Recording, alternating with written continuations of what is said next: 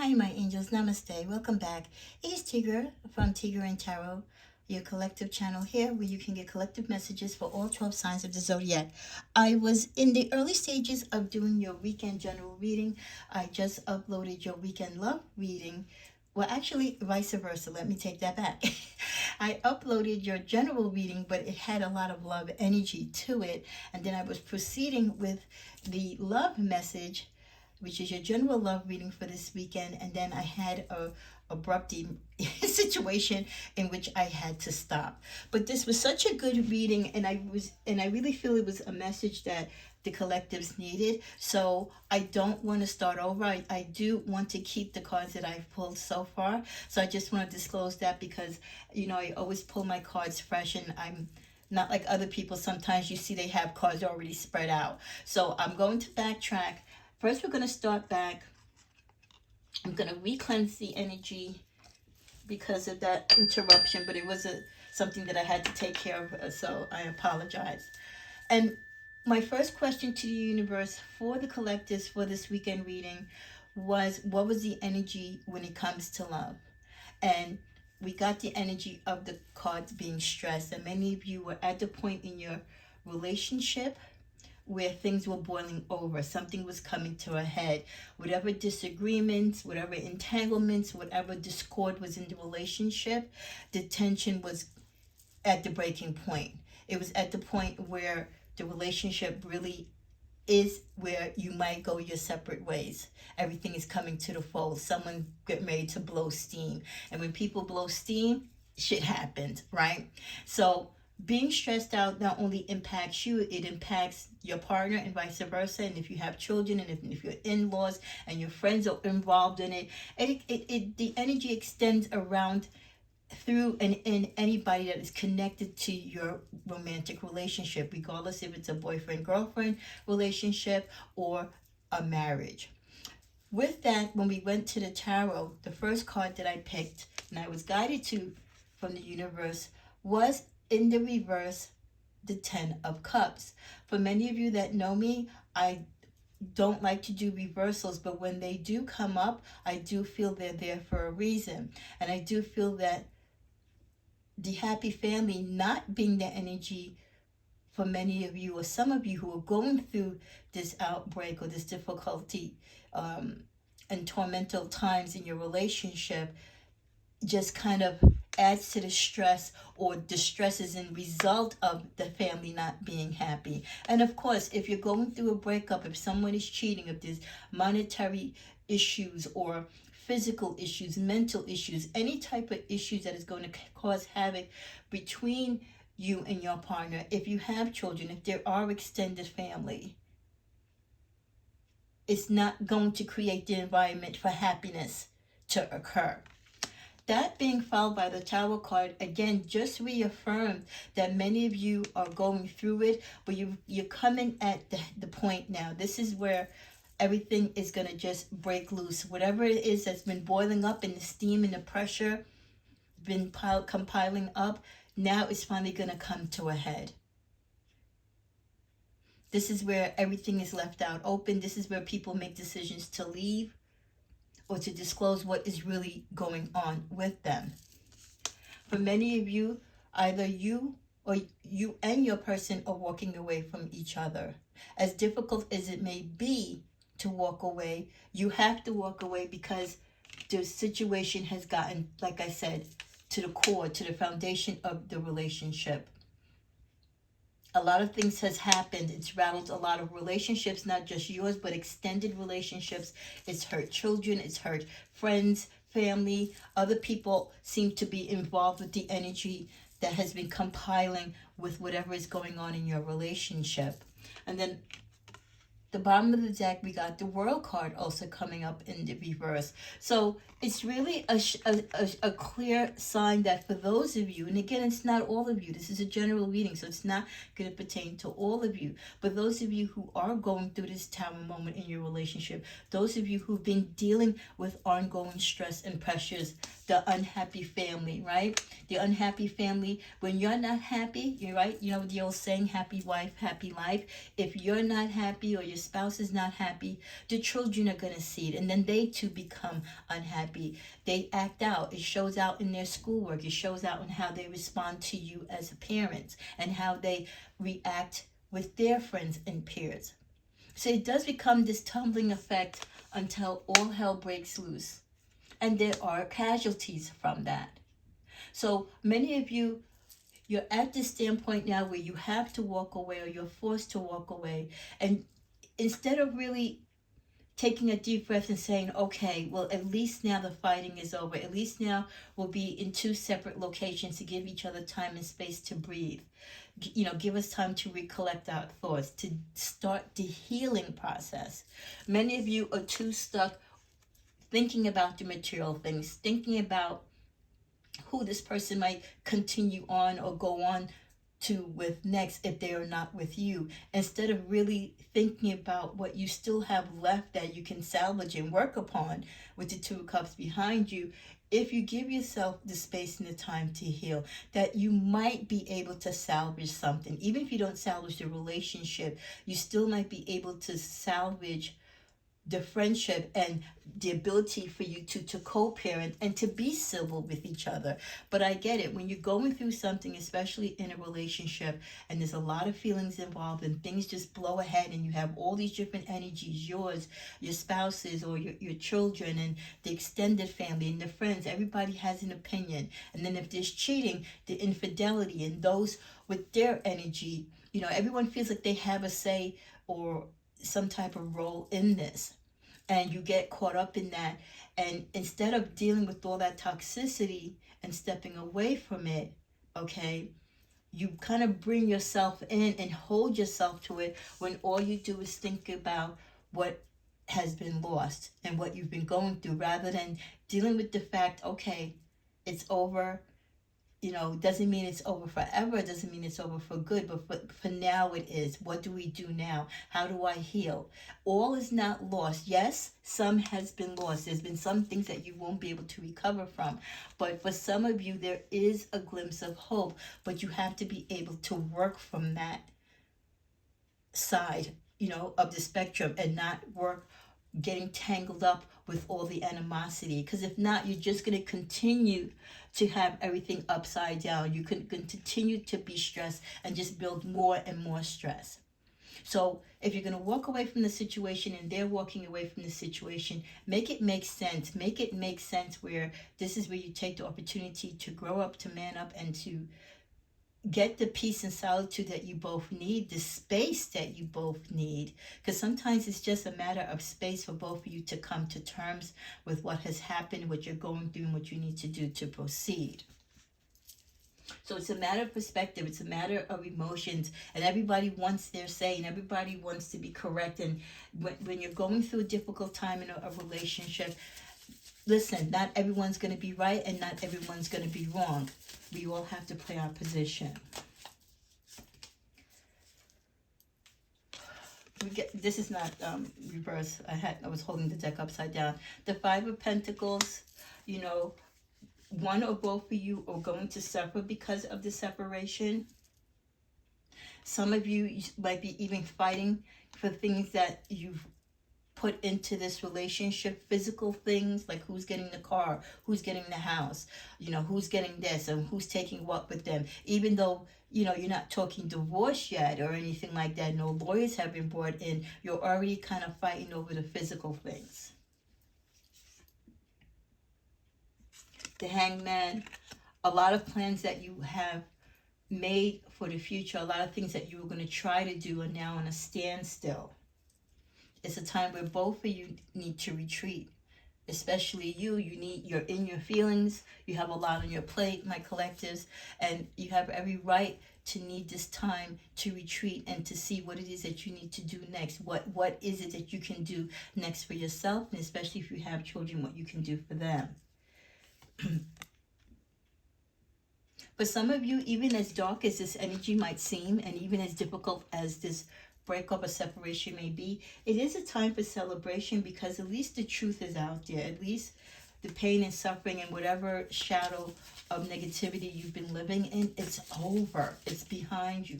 Now, like I said, it's kind of like to just rise up from the coals, cleanse yourself, and start anew. Whether you start anew with a new person or you start anew by yourself, with the hope that maybe down the line you and this person could come back together. And sometimes we just have to celebrate that, you know what? We've come to the end of the struggle. We've come to the end of the stress. And yes, the stress will continue, but it will be a different type of stress. There is still hope for many of you, even though things may seem bleak. Look now, hope for a happy family. So even though right now things are very dark and dim, there is hope and potential that things could change with this separation, with time apart. Will all be fair? Will everyone get what they want? No, with the Justice card in reverse. So a lot of things might happen that you might seem that aren't fair, and you might feel that a lot of things that are going on right now aren't fair to you in the relationship. With the Empress card in the reverse, many of you can't think about starting over with a new person. So it's important for you and this person to reconnect or somehow mend your ways somewhere down the line. Finally, we get the Six of Swords. It's definitely a time where much needed space needs to be between you and your person. Let's see what other messages we get. And sometimes, you know, that's all it you need is space and time apart, because you're two on top of each other. You're not giving each other time to breathe. You're not giving each other time to really miss each other or to really address the issues in the situation. Ooh. Sex with you. Some of you are thinking about sex. I can't make you happy. Some of you, the problems could have started out in your relationship because of sexual tension. Maybe one or both of you weren't satisfying each other and someone went outside of the relationship. I can't promise you anything. One of you, either you or your partner, are not promising that even with this space apart, that they can promise that if things do get better, that it's a catalyst for you to get back together. In some cases it is, in others it's not. The ending is just that. It's the end. At the bottom of the deck, sexual desire. There still is sexual passion between the two of you, and the desire for sex is there. But sometimes when people are going through things in life, when you are kind of having fights and disagreements with your spouse, if they're going through something mentally or physically, if they're going through, you know, something with their job, or you're going through something with your career, you know, it affects your sex life, your sex drive. It doesn't mean that you're not sexually attracted to each other, but, you know, something has to give, right, when you're under all this amount of stress. In the middle of the deck, will you leave me like the others? So there's the question there of commitment. Like, do one of you have this sense of behavior of when things get difficult or when the relationship has its challenges, that you walk away or you leave the situation? So there's that concern that one of you kind of has this repetitive behavior of not being able to withstand the fire and the heat in the kitchen, so to speak. You know, when people marry, they say, for better or worse, you know, in sickness and health, until death do us part. But how many people really understand and stick to that commitment? The minute a little problem happens, people are running scared. Let's see what message we get from my heartfelt deck. No way do I believe you. So there was some lies or distrust there, dishonesty. You're always on my mind. What are you covering up? So no way do I believe you. Something was done, something was said, some type of lies or deception, and it's not something that you can let go. And this is why we probably saw with the Five of Cups that you can't think about too much of what you have still left to work with, because you're so consumed with what was done to you, the lies and the betrayal, and it's not something that you can shake until you find the truth, or the truth comes forth. God's grace is upon us. By the grace of God, only His grace can save this relationship. And if you both are two praying and loving, you know, faithful people to God, you can try to take that energy and the strength that you have in your relationship religiously to help you get through this. If they opened the door and left it closed, let them leave for good. So if your partner left you, don't go chasing after them. Okay? Don't go chasing after them. If they always say if someone leaves you, then they were never really yours in the first place. If someone is so easy to be taken away from you, or they are so easy to get involved with someone else, don't chase after them. If someone wants you, no one has to force them to leave you. No one has to be responsible for dragging them away. Your partner is just as much as responsible as the other person. So if they leave, let them leave. Wrong time and place. You could have caught them or saw something happen, and they're saying that they were in the wrong time and place. You're trying to trust the universe and trust this person, but there are certain things that they do that trigger you. Influence and distractions. You do feel that there's friends and family, or it could be a third-party person that does come in between your relationship. And you're standing your ground. No matter what this person throws at you or says to you, you are standing your ground, which kind of adds to the conflict as to why things are now breaking up in the cycle that they are. Achievement. Like I said, this is a time of achievement. Even when you have a terrible breakup, I feel it is a positive thing in the sense that, you know what, it's done. The build up to it, all the stress, the tension, the lies, it's done. Everybody's cards is on the table, or at least we would like to think so. You want to be recognized for the effort and the time that you put into the relationship. You want to be recognized for who you are in this person's life, and many of you feel like this person wasn't doing that. They just had you involved in a lot of drama, especially if they're the type of person that tends to be in a lot of relationships and not stay committed to the relationships. You're starting to feel now like you're just like any other person that they've been with. But we get the star card again of hope. You still have hope, or there still is hope in the universe for this relationship. Let's see what the final card is. Trust. But trust is a big issue. You don't trust this person, and it's going to take a lot of time of healing and work and time apart to build back up the trust. Let's get one more final clarifier. Trust the flow. What clarifies that? Step into the light. God's grace is shined upon you even in the darkest of hours. And during breakups and separations, that's when God's light shines the brightest. But we have to come out of that dark space to receive that light. You have to be discerning and know what to judge and know what your role is in your relationship. Know what to do and what not to do. Again, to roll with the punches, but again, accepting your wins with your losses. Accepting God's grace that if you were meant to be apart, then apart you shall be. But if this person is meant for you, if this person is true to you, there will be a way for you to make it back to each other.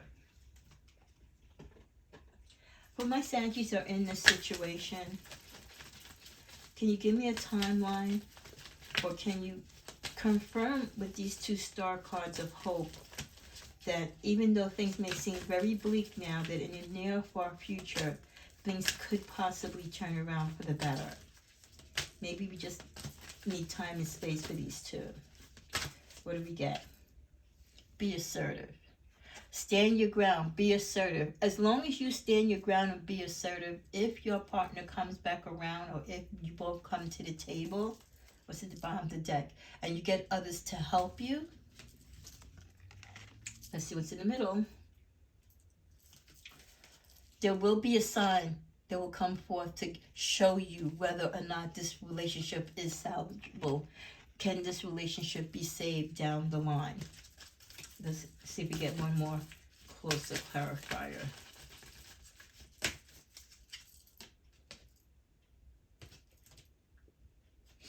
abundance. I feel that you and this person have acquired and done a lot together in this relationship. The answer is no here. So for many of you, no. Not with everything that has transpired, even when given the time apart. For many of you, this relationship, this break, this cycle, this tarot moment that you're going through, it is the final chapter for you. This has been a general love reading for this weekend. If it applies to you, then it can help further explain certain things that you've been experiencing and going through. And if it doesn't apply to you, then that means you're in a great place in your relationship. And it's always good to know, though, what other people are going through, because you never know. For the grace of God, go any of us. Namaste.